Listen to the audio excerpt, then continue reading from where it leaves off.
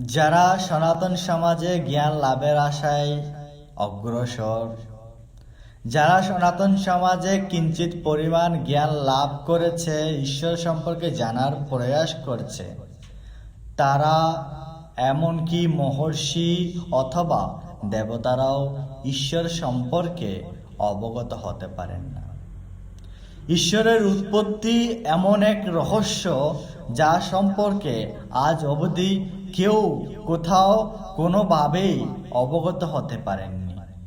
অবশ্যই হ্যাঁ, কিছুটা অবগত হয়েছেন, কিন্তু সম্পূর্ণরূপে অবগত হওয়া কখনোই সম্ভব নয়। কারণ ঈশ্বর আমাদের উৎপত্তির কারণ। তাহলে ওনার উৎপত্তি সম্পর্কে আমরা জানবো কিভাবে? গীতার 10ম অধ্যায়ের 2 নম্বর শ্লোকে বলা হয়েছে, নামে বিধু সুরাগণা প্রবভংনা মহর্ষয়া অহম আদির হৃদয়বানাং মহর্ষিণাং চ সর্বশ। হে সনাতন সন্তান, মহর্ষিরা এবং দেবতারাও আমার উৎপত্তি সম্পর্কে অবগত হতে পারেন না। কারণ দেবতারা, মহর্ষিরা আমা হইতে উৎপত্তি, আমি তাদের আদি কারণ। হ্যাঁ সনাতনী সন্তান,